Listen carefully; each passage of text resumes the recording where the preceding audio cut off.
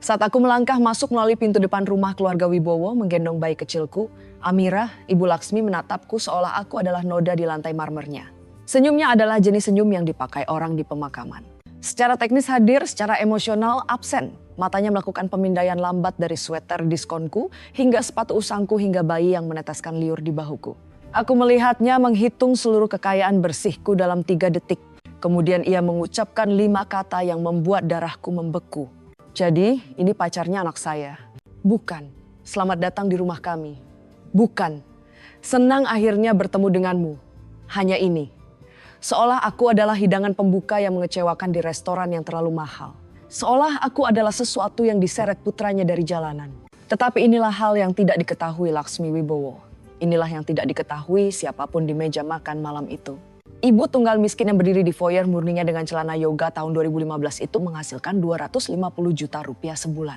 Wanita yang telah diabaikan Laksmi sebagai gadis matre itu akan segera menjadi seorang dokter gigi spesialis. Dan seluruh malam ini setiap cemoohan, setiap penghinaan berbisik, setiap kekejaman yang telah dihitung Laksmi untuk dilepaskan adalah sebuah ujian. Ujian yang gagal dilakukan Laksmi secara spektakuler. Izinkan aku mundur sedikit. Namaku Dara Kartika. Aku berusia 32 tahun. Dan selama 8 bulan terakhir aku telah berbohong kepada pria yang aku cintai. Bukan tentang hal-hal besar, bukan tentang perasaanku atau kesetiaanku. Aku berbohong tentang sesuatu yang kebanyakan orang anggap sebagai hal yang baik. Aku menyembunyikan kesuksesanku. Dengar, aku sebenarnya bukan ibu tunggal yang berjuang yang bekerja paruh waktu melakukan pekerjaan administrasi di kantor gigi. Itu hanya karakter yang aku mainkan. Kenyataannya, aku adalah senior dental prostetis di laboratorium gigi Preston & Moore, salah satu laboratorium paling terhormat di Jakarta. Aku adalah orang yang menciptakan mahkota, veneer, jembatan, dan gigi tiruan yang dipasang dokter gigi di mulut pasien mereka. Pekerjaan presisi, seni, hal-hal yang membutuhkan waktu bertahun-tahun untuk dikuasai dan kebanyakan orang bahkan tidak pernah memikirkannya. Ketika seorang dokter gigi di kota ini membutuhkan sesuatu yang sempurna, dan maksudku sempurna hingga mikrometer mereka memintaku dengan menyebut namaku. Aku telah menghabiskan 8 tahun membangun reputasi itu. Dokter gigi secara harfiah berdebat tentang kasus siapa yang akan aku prioritaskan. Aku juga 4 bulan lagi menyelesaikan sekolah kedokteran gigi spesialis. Program malam paruh waktu yang telah aku tekuni selama 2,5 tahun sambil bekerja penuh waktu. Segera, aku akan menjadi dokter gigi spesialis Dara Kartika. Dan gajiku? 250 juta rupiah sebulan, kadang-kadang lebih dengan bonus. Aku adalah penghasil pendapatan teratas di lab. Rekening tabunganku memiliki lebih banyak nol daripada yang dilihat kebanyakan orang seumur hidup. Jadi, mengapa seorang wanita sukses berpura-pura bangkrut? Mengapa aku akan berpakaian seperti aku berbelanja secara eksklusif di toko barang bekas, melewatkan riasan sepenuhnya, dan memberitahu pacarku bahwa aku khawatir tentang membayar sewa? Karena 3 tahun lalu, seorang pria bernama Bimo mengajariku apa yang terjadi ketika kau jujur tentang kesuksesanmu. Dan pelajaran itu hampir menghancurkanku. Bimo adalah tunanganku. Kami telah bersama selama 2 tahun. Aku mengatakan kepadanya kebenaran. Aku bangga pada diriku sendiri. Aku berharap ia juga bangga. Sebaliknya, aku melihat wajahnya berubah. Itu halus pada awalnya, kedipan di balik matanya, sedikit pengencangan rahangnya. Ia berkata, wow, itu bagus, tetapi suaranya menjadi datar, dingin. Dan sejak saat itu, tidak ada yang pernah sama. Dalam seminggu, ia mulai mencari masalah tentang hal-hal sepele. Aku mengintimidasi. Aku membuatnya merasa kurang jantan. Ia bilang bersamaku terasa seperti kompetisi yang selalu ia kalahkan. Kompetisi yang bahkan tidak aku ketahui sedang kami mainkan. Dalam sebulan, ia pergi. 3 bulan setelah itu, ia menikahi seorang pelayan bernama Citra. Memposting foto-foto pernikahan di seluruh media sosial. Keterangan akhirnya menemukan wanita yang membiarkanku menjadi seorang pria. Aku melihat foto-foto itu pada jam 2 pagi, sendirian di apartemenku, makan es krim langsung dari wadah seperti klise berjalan, dan sesuatu di dalam diriku hancur. Selama setahun setelah Bimo pergi, aku adalah hantu. Aku pergi bekerja, pulang, menangis, tidur, ulangi. Aku berhenti keluar, berhenti menjawab panggilan. Kebanyakan temanku akhirnya menyerah, mencoba. Aku tidak menyalahkan mereka. Satu-satunya orang yang bertahan adalah Tika. Kami sudah saling kenal sejak masa kecil, tetapi kami tidak pernah berteman dekat. Ia adalah gadis pesta. Aku adalah gadis yang belajar sepanjang akhir pekan. Kami tidak memiliki kesamaan. Tetapi ketika aku tenggelam, Tika adalah orang yang muncul di pintuku dengan anggur murah dan saran yang mengerikan. Ia menyeretku keluar dari tempat tidur, memaksaku makan sesuatu selain sereal. Jadi ketika Tika hamil tanpa diduga tahun lalu dan melahirkan bayi Amira, aku ingin membalas budi. Dan ketika Tika menyadari dengan cukup cepat bahwa menjadi ibu bukanlah panggilannya, aku semakin sering turun tangan. Pertama, itu beberapa hari seminggu, lalu sebagian besar hari, lalu entah bagaimana pada dasarnya penuh waktu. Aku membayar Tika 10 juta rupiah sebulan. Sekarang, ia menyebutnya reverse babysitting. Ia mendapat uang dan kebebasan untuk tetap bekerja sebagai bartender dan menjalani hidupnya. Aku mendapat Amira. Dan di suatu tempat dalam pengaturan itu sebuah ide mulai terbentuk. Sebuah ide yang gila, mungkin tidak sehat, jelas manipulatif. Bagaimana jika aku menggunakan Amira untuk menguji hubungan baruku? Bagaimana jika aku menampilkan diriku sebagai ibu tunggal yang berjuang, bangkrut, kewalahan, tidak ada yang ditawarkan secara finansial dan menyaksikan bagaimana seorang pria memperlakukanku? Jika ia bisa mencintaiku ketika aku tampak tidak memiliki apa-apa, maka mungkin, hanya mungkin, ia pantas mengetahui diriku yang sebenarnya. Jika ia tidak bisa, ya lebih baik mengetahuinya sebelum hatiku hancur lagi. Aku menyempurnakan penampilan itu. Celana yoga dengan noda misterius yang tidak pernah aku repot-repot selidiki. Sweater yang telah melihat hari-hari yang lebih baik, khususnya hari-hari tahun 2018. Tanpa riasan, rambut diikat kuncir kuda permanen, dan kelelahan mendalam yang datang dari benar-benar merawat bayi berusia 10 bulan. Aku menyebutnya exhausted chick. Sangat meyakinkan. Aku bertemu Rama 8 bulan lalu di sebuah kedai kopi. Aku menggendong Amira yang melakukan hal bayi, menggemaskan di mana mereka meraih segala sesuatu dalam jangkauan. Rama berada di antrian di belakangku. Ketika Amira menjatuhkan kopi dari tanganku dan tumpah di lantai, aku ingin menghilang. Aku kelelahan, malu, dan tertutup latte suam-suam kuku. Tetapi Rama, ia tertawa, bukan padaku, tetapi pada situasi itu. Ia membantuku membersihkan, bersikeras membelikanku pengganti, dan bertanya apakah ia bisa duduk bersama kami. Ia melihat seorang ibu tunggal yang lelah dengan pakaian murah, dengan bayi yang rewel, dan ia tetap tinggal. Selama 8 bulan berikutnya, Rama membuktikan dirinya berulang kali. Ia tidak pernah membuatku merasa buruk tentang situasiku. Ia membayar makan malam tanpa membuatnya canggung. Ia muncul dengan popok dan susu formula hanya karena ia menatap Amira seolah ia sudah menjadi putrinya. Aku memberitahunya aku bekerja paruh waktu melakukan pekerjaan administrasi di kantor gigi, mengajukan, menjadwal, tidak ada yang menarik. Aku memberitahunya ayah Amira tidak ada dalam gambar, tetapi ia mengirim sedikit bantuan finansial kadang-kadang. Aku memberitahunya kami berhasil, tetapi itu ketat. Rama mempercayai setiap kata, dan ia tetap mencintaiku. 3 minggu sebelum makan malam yang mengerikan itu, Rama menjadi gugup dan bersemangat dengan cara yang belum pernah aku lihat. Ia bilang keluarganya ingin bertemu denganku. Ini adalah langkah besar, katanya meremas tanganku. Aku ingin mereka tahu betapa seriusnya aku tentangmu.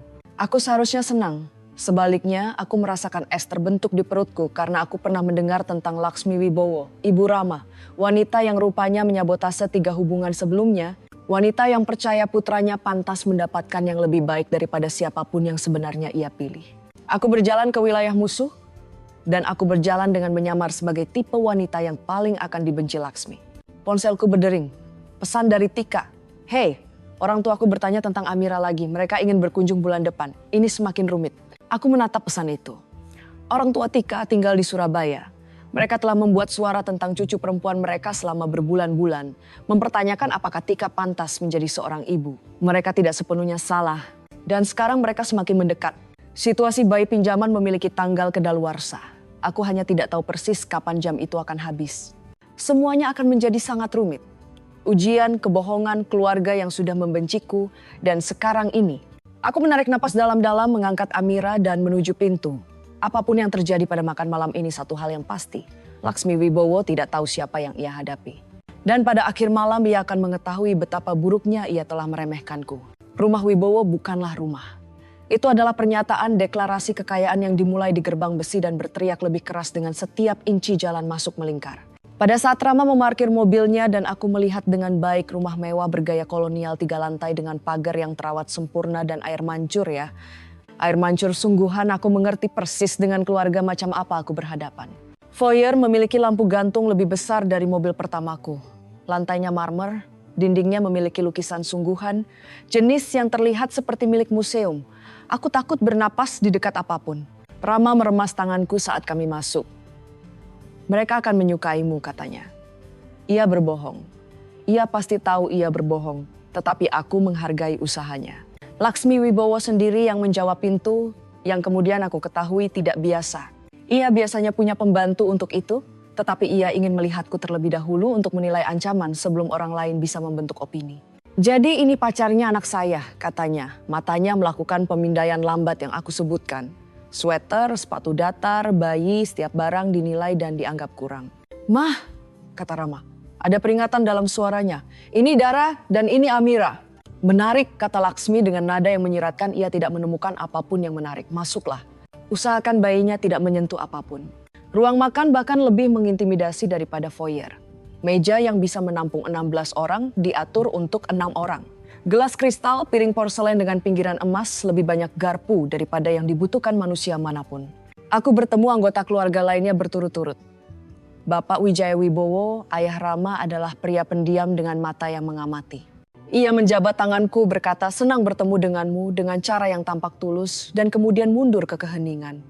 Aku mendapat kesan ia melihat segalanya tetapi tidak mengatakan apa-apa. Santi Wibowo, adik perempuan Rama yang berusia 29 tahun, menatapku seolah aku adalah spesies invasif. Ia berpakaian berlebihan, riasan berlebihan, dan kurang terkesan. Ia menyebut dirinya influencer gaya hidup. Ketika ia melihat Amira, ia mengerutkan hidungnya. Oh, kamu membawa bayinya. Ia mengatakannya seperti kau mengatakan kamu membawa kecoak. Dan kemudian ada Eyang Juni. Nenek Rama dari pihak ayah 78 tahun duduk di ujung meja seperti seorang ratu yang mengamati kerajaannya. Ia tidak banyak bicara pada awalnya, tetapi matanya tajam. Ia mengamati segalanya dengan intensitas seseorang yang mencatat skor.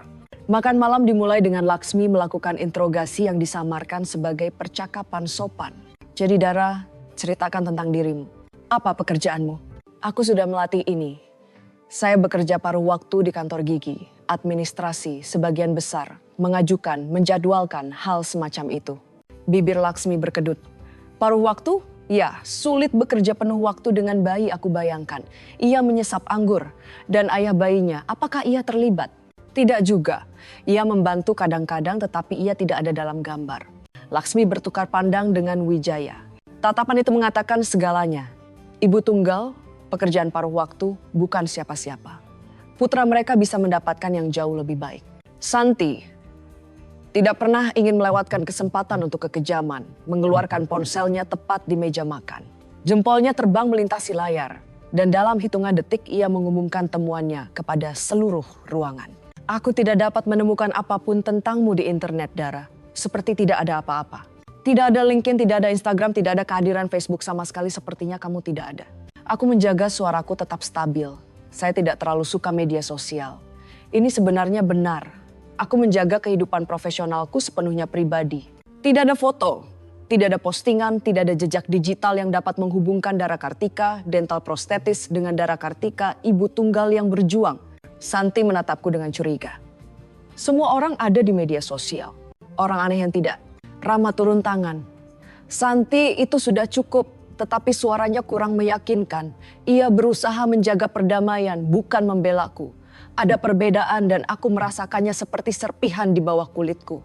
Laksmi membungkuk ke Wijaya dan membisikkan sesuatu. Ia pikir ia bersikap halus. Ia tidak. Aku mendengar setiap kata.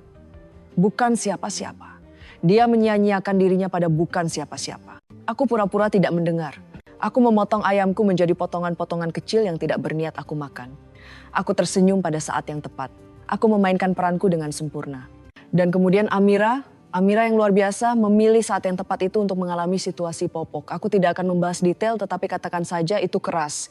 Itu tiba-tiba. Dan segera terlihat oleh semua orang di meja. Amira juga berhasil memuntahkan isi perutnya pada karpet Persia antik seharga 150 juta rupiah. Mata kiri Laksmi berkedut dengan cara yang tidak aku tahu mata bisa berkedut. Karpet itu menua 10 tahun dalam 2 detik, begitu juga Laksmi. Mungkin, kata Laksmi, suaranya tegang seperti kawat. Kamu harus menanganinya di tempat lain, jauh dari ruang makan dan barang antik. Aku permisi dan membawa Amira untuk mencari kamar mandi. Rumah besar itu memiliki sekitar 7.000 kamar mandi. Tetapi tentu saja, aku memilih kamar mandi yang rupanya telah diklaim Laksmi sebagai wilayah pribadinya. Ia menunggu sampai aku sedang mengganti popok benar-benar rentan. Tanganku penuh dengan bayi dan tisu. Aku tahu persis apa yang kamu lakukan, kata Laksmi menutup pintu di belakangnya. Aku menjaga suaraku tetap tenang, saya sedang mengganti popok. Jangan bermain polos denganku, ia melangkah mendekat. Aku melihat wanita sepertimu sepanjang waktu. Kau menemukan pria sukses, menjebaknya dengan bayi yang mungkin bahkan bukan miliknya, dan menunggangi tiket makan itu selama sisa hidupmu. Amun ini ingin karkati. Darahku mendidih, tetapi aku menjaga tanganku tetap stabil. Amira membutuhkanku tenang. Amira bukan bayi Rama, kataku. Ia bayi saya dari hubungan sebelumnya. Bahkan lebih buruk. Kau membawa anak pria lain ke dalam hidup putraku. Beban, itulah kamu. Beban dengan tas popok. Aku bisa menghancurkannya saat itu juga. Aku bisa memberitahunya persis siapa aku, berapa banyak yang aku hasilkan, berapa banyak dokter yang memohon pekerjaanku. Aku bisa melihat wajahnya hancur saat asumsinya hancur. Tetapi aku tidak melakukannya karena ujian belum berakhir. Dan Laksmi membuktikan persis mengapa aku perlu menjalankannya sejak awal. Rama mencintai saya, kataku sederhana. Dan saya mencintainya. Laksmi tertawa, itu bukan tawa yang menyenangkan. Rama hanya terpesona. Ia pikir ia menyelamatkanmu. Itu adalah kompleks pahlawan, tidak lebih. Ketika kebaruan hilang, ia akan melihatmu apa adanya. Thanks so much for watching analyzing Ane Dosai and Arai. My subscribe Goding Bison PZ. Dan apa itu? Ia tersenyum, dingin dan tajam. Sementara ia meninggalkanku sendirian di kamar mandi itu, tangan gemetar karena amarah. Amira menatapku dengan mata polos.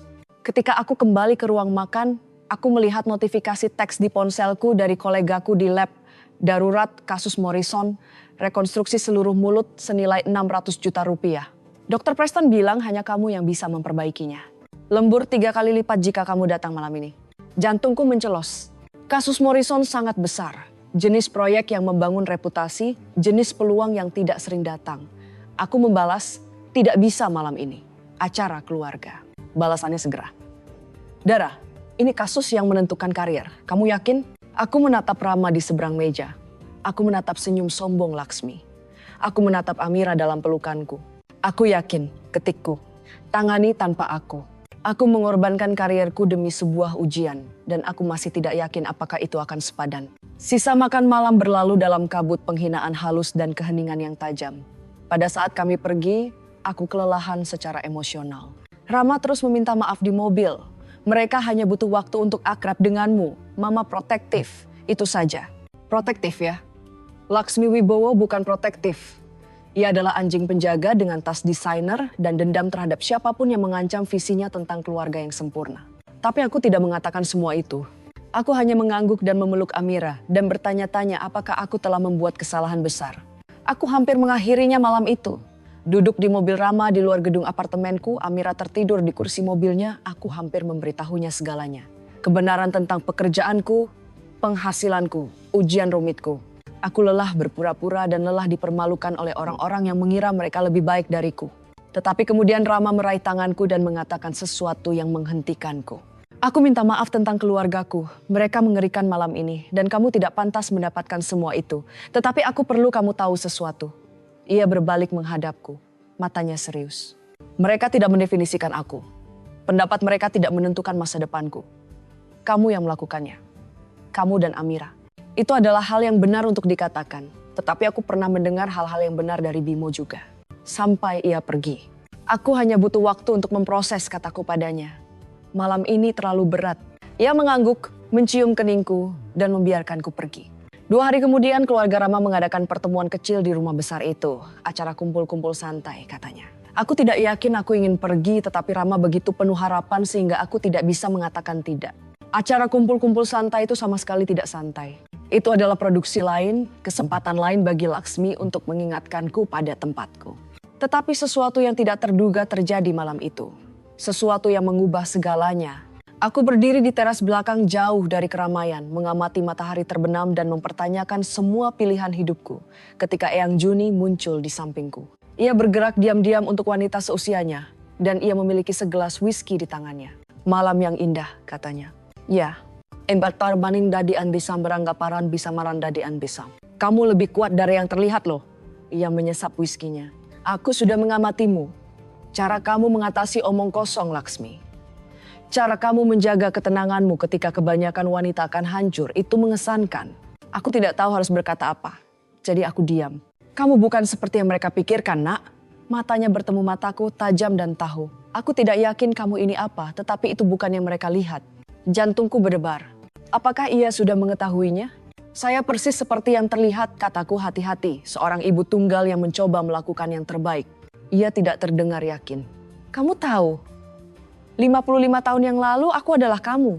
Permis, gadis miskin yang berani mencintai seorang wibowo. Ia tersenyum, tetapi ada rasa sakit lama di dalamnya. Ibu mertuaku membenciku dengan semangat yang bisa memberi tenaga pada sebuah kota kecil. Aku tidak cukup baik untuk putranya. Aku di bawah keluarga mereka. Terdengar familiar? Aku mengangguk perlahan. Laksmi belajar dari ibu mertuaku. Sayangnya, ia telah mencoba menghancurkan setiap wanita yang dibawa pulang Rama selama 10 tahun terakhir. 3 hubungan, 3 wanita baik, secara sistematis dibongkar oleh kampanye Laksmi. Apa yang terjadi pada mereka? Mereka lari. Mereka tidak tahan dengan tekanan. Penghakiman konstan, perasaan tidak pernah diterima. Laksmi membuat mereka lelah sampai mereka hancur. Eyang Juni menghabiskan whiskinya. Jangan biarkan ia menang, kecuali kamu tidak punya perlawanan dalam dirimu. Saya punya perlawanan, kataku pelan. Bagus, ia menepuk lenganku yang sejati tidak lari, nah. Mereka bertahan. Ia berjalan pergi meninggalkanku dengan lebih banyak pertanyaan daripada jawaban. Apakah ia tahu rahasiaku? Apakah ia hanya mencurigai sesuatu? Aku tidak punya waktu untuk memikirkannya karena suara-suara keras dari dalam rumah menarik perhatianku. Aku merayap mendekati jendela terbuka dan mendengar Rama berdebat dengan Santi. Mereka tidak tahu aku mendengarkan. Kamu perlu membuka matamu, kata Santi. Dia memanfaatkanmu. Itu sangat jelas. Dia tidak punya apa-apa, Rama. Tidak ada apa-apa. Dan kamu hanya akan menyerahkan seluruh hidupmu padanya. Aku mencintainya. Suara Rama tegas dengan cara yang belum aku dengar di makan malam. Aku tidak peduli apa yang ia miliki atau tidak miliki. Ia baik, ia nyata, ia adalah ibu yang luar biasa. Hal-hal itu lebih penting daripada uang. Kamu terdengar seperti kartu ucapan. Dan kamu terdengar seperti mama yang seharusnya mengkhawatirkanmu, omong-omong. Aku mundur dari jendela, jantung berdebar. Ia membelaku, benar-benar membelaku. Mungkin ia berbeda. Tetapi alam semesta rupanya memutuskan aku belum cukup diuji malam itu karena saat aku kembali ke dalam aku mendengar suara gembira Laksmi dari pintu depan. Meli, kejutan yang luar biasa. Aku tidak tahu kamu ada di kota. This is manaman baraken di sabadengki samad ande. Aku membeku. Meli, mantan pacar Rama, yang disayangi Laksmi yang sempurna untuk putranya. Meli Kalahan adalah segalanya yang aku pura-pura tidak menjadi. Tinggi, terawat, mengenakan gaun yang mungkin harganya lebih mahal daripada sewa bulananku dalam kehidupan ibu tunggal yang berjuang. Ia masuk seperti ia berada di catwalk di Milan. Aku masuk seperti aku berada di bagian diskon Target. Rama, panggil Laksmi. Lihat siapa yang mampir. Meli kebetulan ada di lingkungan ini. Deskan di presen napeng sandi uni, daraskan yang gandi uni, baraskan yang gandi taneng gandi sandi berisan. Kebetulan ada di lingkungan ini, ya. Rama muncul dari belakang rumah dan aku mengamati wajahnya dengan hati-hati. Ia terlihat tidak nyaman, terkejut. Laksmi mengatur reuni itu seperti sutradara Broadway. Ia memposisikan mereka di sebelah satu sama lain. Ia membuat komentar keras tentang betapa indahnya melihat Meli lagi. Bagaimana ia selalu seperti keluarga. Bagaimana beberapa koneksi tidak pernah pudar. Meli anggun di permukaan tetapi matanya memiliki kilau predator ketika mereka menyapu ke arahku. Ia tahu persis siapa aku. Ia tahu persis mengapa Laksmi mengundangnya. Kamu pasti Dara, katanya mengulurkan tangan yang terawat sempurna. Aku sudah banyak mendengar tentangmu. Hal-hal baik aku harap, kataku menyamai nada ramahnya. Oh, hal-hal yang menarik, senyumnya menajam. Laksmi memberitahuku kamu punya bayi. Betapa beraninya kamu. Berkencan dengan anak sangat menantang. Come beginning now and the center. Kami berhasil. Ponselku berdering di sakuku. Teks lain dari tempat kerja, kali ini dengan foto-foto dari konferensi gigi regional yang seharusnya aku hadiri. Semua orang bertanya di mana kamu. Dr. Preston memberitahu seluruh ruangan, kamu adalah prostetis paling berbakat di negara bagian ini. Orang-orang benar-benar kecewa kamu tidak ada di sini. Kamu terkenal dan kamu bahkan tidak mengetahuinya. Aku mendorong ponsel kembali ke sakuku. Rama akhirnya melepaskan diri dari situasi Meli dan menemukanku di dekat pintu taman. Ia meraih tanganku dan kali ini cengkeramannya kuat. Aku memilihmu, katanya. Bukan Meli, bukan persetujuan ibuku, kamu dan Amira. Aku menatap matanya, mencari kebohongan, keraguan, Bimo yang bersembunyi di bawahnya. Aku tidak menemukannya. Tetapi aku juga tidak sepenuhnya mempercayai apa yang aku lihat. Karena kata-kata itu mudah, tindakan membutuhkan waktu. Saya percaya kamu berusaha, kataku hati-hati. Tetapi keluargamu membuat segalanya rumit. Mereka akan berubah. Aku hampir tertawa. Laksmi Wibowo tidak akan pernah berubah. Ia akan mati di bukit kesombongannya sendiri sebelum menerimaku. Tetapi kata-kata Eyang Juni bergema di pikiranku. Yang sejati tidak lari. Mereka bertahan. Dan aku belum siap untuk lari. Belum. Tetapi aku juga belum siap untuk mengungkapkan rahasiaku. Mari kita lihat berapa banyak tekanan yang bisa ditahan oleh hubungan ini sebelum retak. 1 minggu berlalu setelah pesta. Seminggu Rama menjadi ekstra perhatian, ekstra minta maaf, ekstra segalanya. Ia membawakanku bunga. Ia membawakan Amira gajah boneka yang segera ia coba makan. Ia membawa kami ke taman, makan malam, kemana saja yang bukan rumah besar keluarganya. Ia berusaha sangat keras. Dan aku kehabisan alasan untuk meragukannya. Tetapi aku butuh satu ujian lagi, satu dorongan terakhir untuk melihat terbuat dari apa ia sebenarnya. Jika Rama bisa menghadapiku di titik terendah mutlakku, tidak hanya miskin tetapi putus asa, maka aku akan tahu dengan pasti. Aku akan memberitahunya segalanya dan kami akan membangun sesuatu yang nyata bersama. Jika ia tidak bisa, ya lebih baik tahu sekarang daripada setelah aku memberinya seluruh hatiku. Jadi, aku menciptakan krisis. Kami duduk di sofaku, Amira bermain di selimut di antara kami. Ketika aku menarik napas dalam-dalam dan memulai penampilan hidupku. Rama, aku perlu memberitahumu sesuatu. Aku membuat suaraku bergetar. Tidak sulit dilakukan ketika kau akan menguji pria yang kau cintai. Aku dalam masalah. Wajahnya segera berubah menjadi khawatir. Masalah apa? Masalah keuangan, ayah Amira. Ia berhenti mengirim uang sepenuhnya. Ia memblokir nomorku.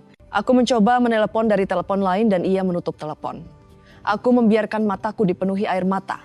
Air mata sungguhan sebenarnya karena stres dari seluruh situasi ini mempengaruhiku. Aku tidak tahu bagaimana aku akan membayar sewa bulan depan. Aku telah menghitung berulang kali dan itu tidak berhasil. Rama tidak ragu, tidak sedetik pun. Pindah ke tempatku. Aku berkedip. Apa? Pindah ke tempatku. Kalian berdua. Besok jika kamu mau, ia meraih tanganku. Aku punya apartemen 2 kamar tidur. Amira bisa punya kamarnya sendiri. Kamu tidak perlu khawatir tentang sewa lagi. Aku akan mengurus semuanya. Rama, itu langkah besar. Kita baru bersama 8 bulan. 8 bulan cukup lama untuk tahu. Matanya intens, tulus. Aku mencintaimu, Dara. Aku mencintai Amira. Aku tidak peduli dengan garis waktu atau apa yang pantas. Kamu butuh bantuan dan aku ingin membantu. Sesederhana itu. Nei mandarwa entarmu bilang rata aratubo. Aku menatapnya, mencari jebakan, keraguan, kedipan kecil, keraguan yang akan memberitahuku. Ia hanya mengatakan apa yang ia pikir harus ia katakan. Aku tidak menemukannya. Kamu yakin? Tanyaku mendesak. Keluargamu akan membencinya. Ibumu akan stroke. Rama benar-benar tertawa. Ibuku stroke setiap kali aku tidak melakukan persis apa yang ia inginkan. Ia akan selamat. Dan jujur, ini bukan tentang dia. Ini tentang kita. Kamu, aku, dan Amira. Itu keluargaku sekarang. Hatiku sedikit terbuka. Inilah persis apa yang aku harapkan untuk didengar. Tetapi harapan adalah hal yang berbahaya ketika engkau pernah terbakar sebelumnya. Biarkan aku memikirkannya, kataku. Itu keputusan besar. Ambil semua waktu yang kamu butuhkan. Tetapi ketahuilah bahwa tawaran itu berlaku. Ia mencium keningku dan memelukku erat-erat. Dan aku merasa seperti orang terburuk di dunia karena mengujinya seperti ini. Tetapi aku belum selesai. 2 hari kemudian, Rama meneleponku dengan berita. Ibuku ingin mengadakan pertemuan keluarga besok malam. Oke, jam berapa aku harus berada di sana? Henning, Rama, dia tidak mengundangmu. Suaranya tegang karena marah. Aku bilang padanya itu tidak dapat diterima, tetapi ia bersikeras itu hanya keluarga. Maaf Dar, aku sudah mencoba. Tidak apa-apa. Itu tidak baik-baik saja, tetapi itu sudah diduga. Pergilah dan lihat apa yang ia inginkan. Kamu bisa menceritakan semuanya setelahnya.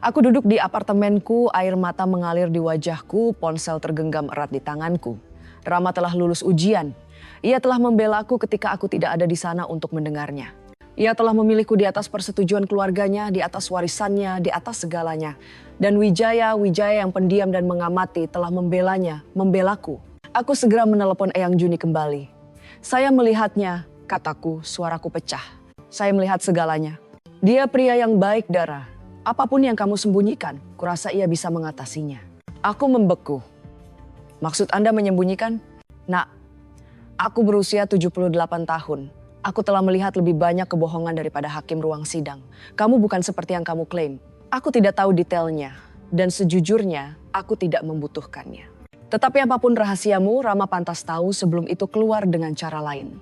Iya benar sekali. Ujian telah berakhir. Rama telah lulus setiap tantangan yang aku lemparkan padanya. Ia mencintaiku ketika aku tampak tidak memiliki apa-apa. Ia membelaku kepada keluarganya. Ia menawariku rumahnya, hidupnya, masa depannya. Sekarang giliranku untuk berani. Tetapi pertama, aku punya krisis lain untuk diatasi. Tika meneleponku pukul 11 malam, histeris. Dar orang tuaku terbang minggu depan. Mereka bicara dengan pengacara. Mereka pikir aku ibu yang tidak pantas dan mereka menginginkan hak asuh Amira. Tenang, ceritakan padaku persis apa yang terjadi.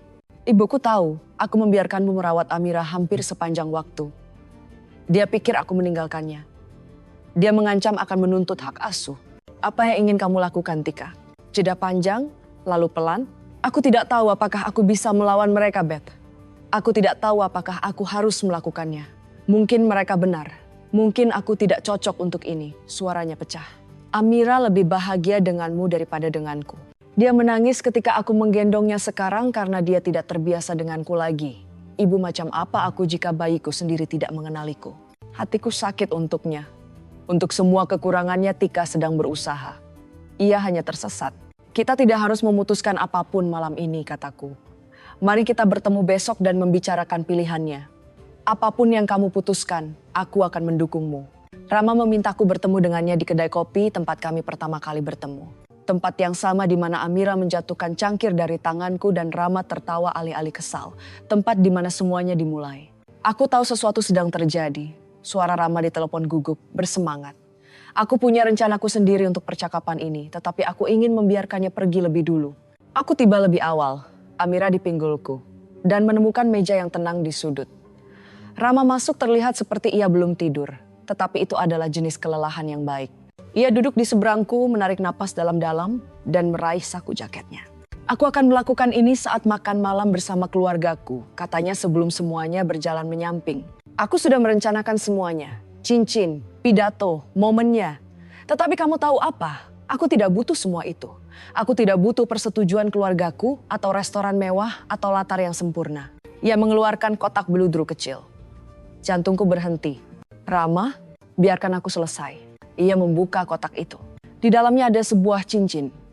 Sederhana, elegan, berlian sederhana yang menangkap cahaya.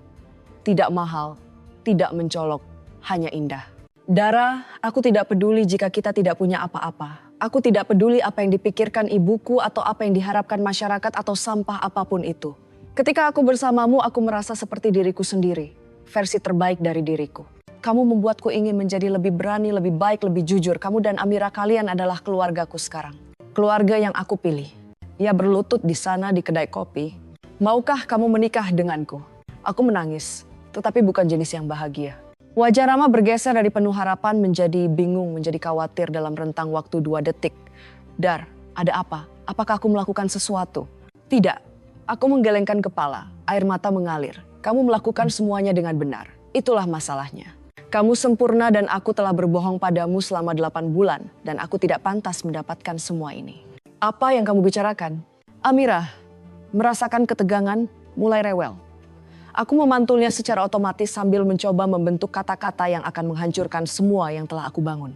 Aku bukan orang yang kamu pikirkan, Rama. Maksudmu? Dan kemudian aku memberitahunya segalanya. Aku bukan seorang administrasi paruh waktu. Aku adalah senior dental prostetis di laboratorium gigi Preston and Moore. Aku sudah di sana selama 8 tahun. Aku membuat mahkota dan veneer dan gigi tiruan yang digunakan dokter gigi. Ketika dokter membutuhkan pekerjaan presisi, mereka meminta aku dengan menyebut namaku. Aku juga di semester terakhir sekolah kedokteran gigi spesialis. Dalam 4 bulan aku akan menjadi dokter gigi spesialis Dara Kartika.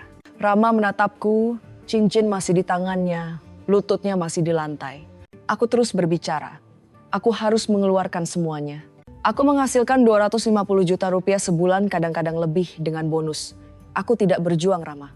Aku tidak pernah berjuang. Aku punya lebih banyak uang di tabungan daripada yang dihasilkan kebanyakan orang dalam 3 tahun. Aku tidak mengerti. Ia perlahan berdiri, kotak cincin tertutup di telapak tangannya. Mengapa kamu berbohong tentang itu? Karena 3 tahun lalu aku bertunangan dengan pria bernama Bimo. Ketika ia tahu aku menghasilkan lebih banyak uang darinya, ia tidak tahan. Ia bilang aku mengintimidasi. Ia meninggalkanku untuk seorang pelayan.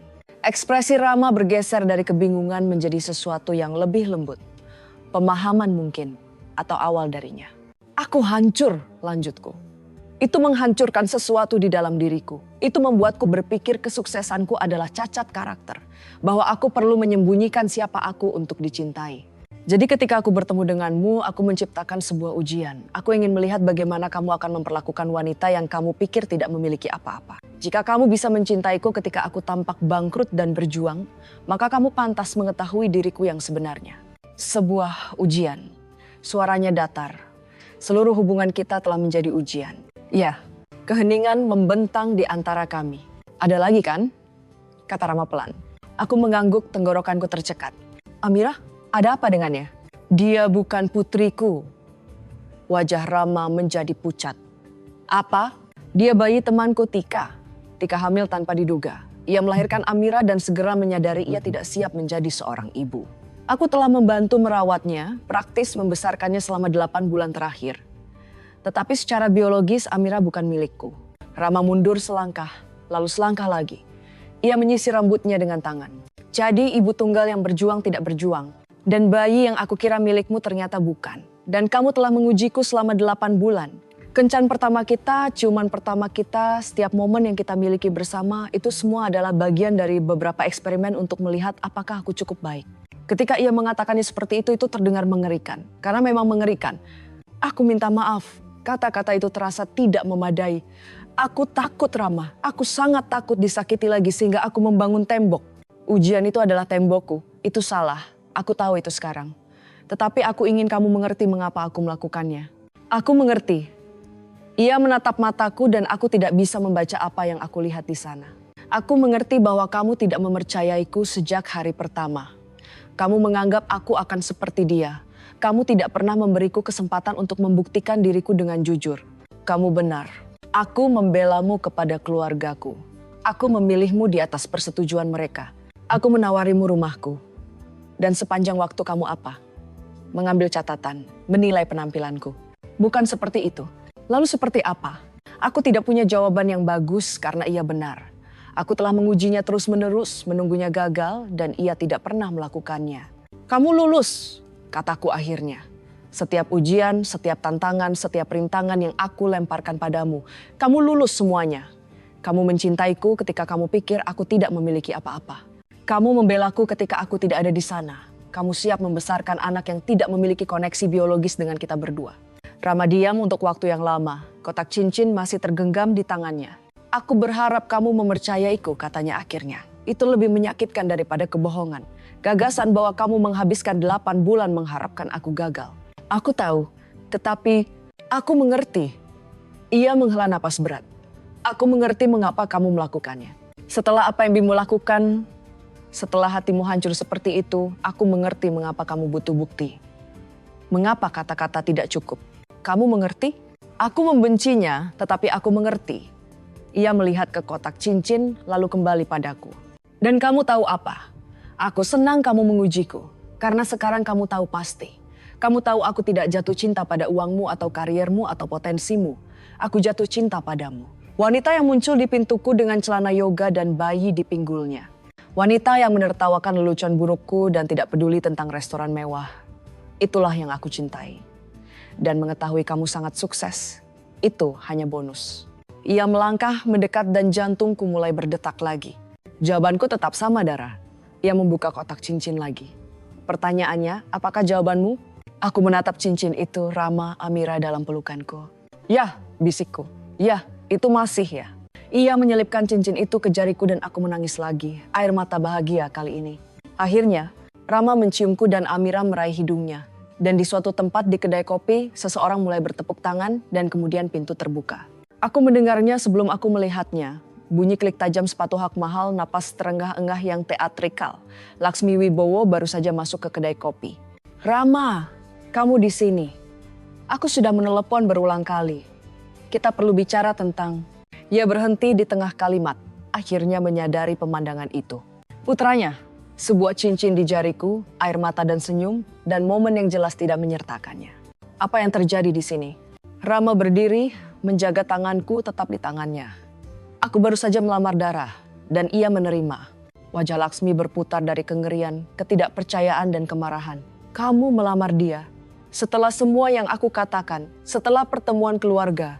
Karena pertemuan keluarga sebenarnya Mama menunjukkan kepadaku persis siapa Mama. Dan aku tetap memilih dia." Rama berbalik menatapku. Laksmi mengalihkan pandangannya padaku. "Kamu dasar kecil manipulatif." Sebenarnya kataku, suaraku sangat tenang. "Saya mungkin harus memberitahu Anda kebenarannya juga." Mata Laksmi menyipit. "Kebenaran apa?" "Kebenaran bahwa saya bukan ibu tunggal yang berjuang. Saya tidak pernah berjuang." Laksmi membeku. "Saya adalah senior dental prosthetist. Saya menghasilkan lebih banyak uang dalam sebulan daripada yang dihasilkan putra Anda dalam 3 bulan.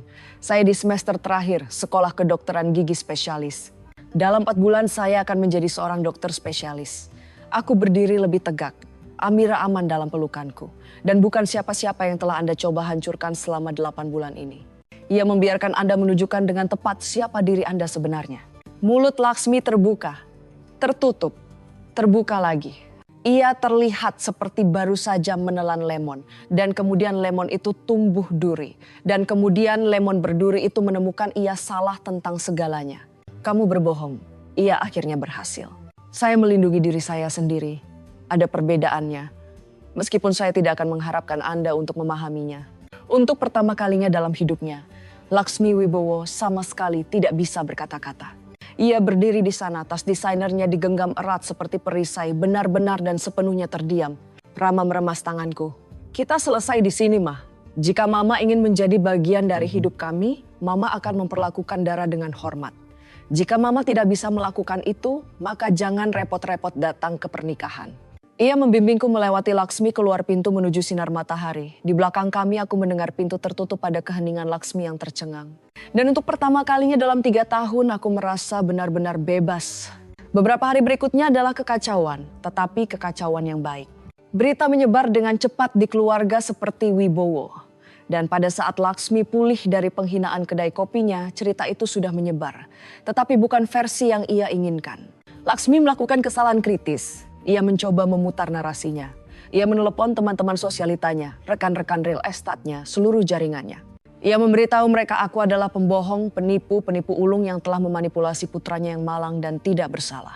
Tetapi Eyang Juni lebih cepat.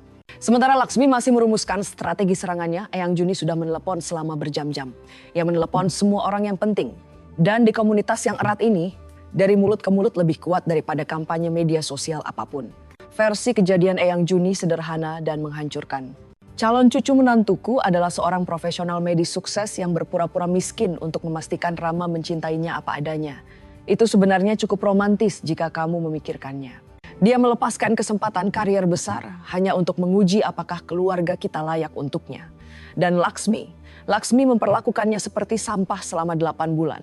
Bisakah kamu membayangkan rasa malunya? Pada saat panggilan Laksmi keluar, teman-temannya sudah tahu cerita yang sebenarnya. Salah satu dari mereka seorang wanita bernama Siti, yang kemudian aku tahu adalah musuh terlama Laksmi, menjawab dengan kesopanan yang sempurna dan menghancurkan. "Laksmi sayang, itu sebenarnya agak romantis, dan kamu mencoba menghancurkannya. Betapa memalukannya bagimu." Yang lain berkata, "Jadi kamu merundung seorang dokter sukses karena kamu mengira dia miskin." Itu tidak terlihat baik, Laksmi. Itu benar-benar tidak terlihat baik sama sekali. Is samanggatara dobrastara tara dobrastara dobrastara tara. Reputasi Laksmi terkena pukulan langsung di lingkaran sosialnya sendiri. Komunitas yang ia coba keras untuk dominasi. Mereka semua melihatnya dengan jelas sekarang. Bukan sebagai ibu yang protektif, tetapi sebagai orang sombong yang menilai seorang wanita sepenuhnya berdasarkan penampilan. Dan bagian terbaiknya, tidak ada yang bisa ia lakukan tentang itu. Wijaya mendatangiku 2 hari setelah lamaran. Aku berada di apartemen Rama, membantunya menata ulang untuk memberi ruang bagiku dan Amira ketika bel pintu berdering. Boleh saya masuk? Tentu saja. Ia melangkah masuk, melihat sekeliling pada kotak-kotak dan perlengkapan bayi dan kekacauan umum kehidupan dalam transisi. Kemudian ia menatapku. Saya berutang permintaan maaf padamu. Untuk apa? Karena tidak angkat bicara lebih cepat. Pada makan malam itu dan semua waktu setelahnya. Saya melihat Laksmi memperlakukanmu dengan buruk dan saya tidak mengatakan apa-apa. Itu adalah kepengecutan. Aku tidak membantah, tetapi aku juga tidak menambah-nambah. Anda angkat bicara ketika itu penting pada pertemuan keluarga. Saya seharusnya angkat bicara jauh sebelum itu. Ia berhenti sejenak, memilih kata-katanya dengan hati-hati. Laksmi selalu sulit. Saya belajar di awal pernikahan kami bahwa melawannya secara langsung sangat melelahkan, jadi saya mundur. Saya membiarkan dia menjalankan keluarga, sementara saya tetap diam. Saya mengatakan pada diri sendiri itu menjaga perdamaian, tetapi sebenarnya saya hanya menghindari konflik. Terima kasih, Pak Wijaya. Ia mengangguk, jelas telah mencapai kapasitas emosionalnya. Dan keluar, situasi Amira menyelesaikan dirinya sendiri dengan lebih anggun dari yang aku duga. Orang tua Tika terbang dari Surabaya, sepenuhnya siap untuk pertarungan hukum. Tetapi ketika mereka tiba, Tika mendudukkan mereka dan melakukan percakapan paling dewasa yang pernah aku lihat darinya. Aku mencintai Amira, katanya kepada mereka. Tetapi mencintainya tidak sama dengan mampu membesarkannya. Tidak sekarang, mungkin tidak akan pernah. Aku masih mencari tahu apa yang ingin aku lakukan dengan hidupku. Bagaimana aku bisa mengajarinya menjadi seseorang ketika aku masih mencari tahu itu sendiri? Orang tuanya mendengarkan. Mereka tidak menghakimi. Mereka hanya mendengarkan. Pada akhirnya mereka membuat kesepakatan. Amira akan pergi ke Surabaya dengan kakek neneknya yang memiliki stabilitas dan sumber daya untuk memberinya rumah yang layak. Tika akan berkunjung secara teratur, perlahan membangun kembali hubungannya dengan putrinya dari posisi kejujuran daripada kewajiban. Dan aku akan selalu menjadi bidadara. Ulang tahun, liburan, panggilan video setiap minggu. Amira tidak akan melupakanku dan aku tidak akan melupakannya. Malam sebelum Tika dan orang tuanya pergi bersama Amira, aku memeluk bayi perempuan itu untuk terakhir kalinya. Ia meraih wajahku dengan tangan mungilnya seperti yang selalu ia lakukan. Kamu akan memiliki kehidupan yang luar biasa, bisikku padanya. Dan aku akan selalu ada di sini, selalu. Rama menemukanku duduk di kamar bayi yang kosong setelah mereka pergi. Kamu baik-baik saja? Tanyanya. Aku akan baik-baik saja. Aku bersandar padanya. Aku akan merindukannya. Aku tahu. Aku juga. Ia mencium puncak kepalaku. Tapi hei, suatu hari nanti ketika kita siap, kita akan mengisi ruangan ini lagi dengan anak-anak kita sendiri. Anak-anak kami sendiri. Hal yang paling aku inginkan untuk waktu yang lama. Mimpi yang hampir aku menyerah. Ya, kataku, kita akan melakukannya. Kami duduk di sana dalam keheningan yang nyaman. Rama berdeham. Jadi Dokter Kartika, kapan aku benar-benar bisa melihatmu di tempat kerja? Aku tertawa. Aku lulus dalam 4 bulan. Dan kemudian aku berpikir untuk membuka praktikku sendiri. Kecil, hanya aku. Setidaknya pada awalnya, kualitas di atas kuantitas. Kamu akan luar biasa dalam hal itu. Aku tahu itu. Kamu tidak tahu itu. Aku tahu. Ia berbalik menghadapku benar-benar serius. Aku percaya padamu. Bukan karena gelarmu atau gajimu atau semua itu. Karena siapa dirimu? Kamu adalah orang yang paling cakap yang pernah aku temui. Apapun yang kamu putuskan untuk dilakukan, kamu akan berhasil. Setelah Bimo, aku berhenti percaya siapapun bisa mengatakan itu dan bersungguh-sungguh. Setelah ujian, setelah pengungkapan, setelah semuanya, Rama masih bersungguh-sungguh. Kita mungkin harus memberitahu keluargaku tentang pertunangan ini, kataku. Mereka jauh kurang dramatis daripada keluargamu, tetapi bibiku pasti akan menangis. Peringatan adil. Aku bisa menangani tangisan. Itu adalah penghakiman diam-diam yang aku perjuangkan. Oh, tidak akan ada itu. Keluargaku ribut tentang segalanya. Pendapat, emosi, pertandingan sepak bola sangat ribut. Kedengarannya sempurna. Dan memang begitu. Sungguh, ada pepatah yang aku dengar sepanjang hidupku. Orang yang mencintaimu ketika kamu tidak memiliki apa-apa adalah satu-satunya yang pantas untukmu ketika kamu memiliki segalanya. Aku menghabiskan 8 bulan berpura-pura tidak memiliki apa-apa, menunggu Rama membuktikan ia seperti pria lain yang telah mengecewakanku. Sebaliknya ia membuktikan ia persis apa yang aku butuhkan. Sabar, setia, cukup berani untuk memilih cinta di atas warisan. Dan Laksmi, Ia masih Laksmi. Masih terobsesi dengan penampilan, masih menilai semua orang yang tidak memenuhi standar mustahilnya. Tetapi ia tidak memiliki kekuasaan atas kami lagi. Pendapatnya hanyalah kebisingan.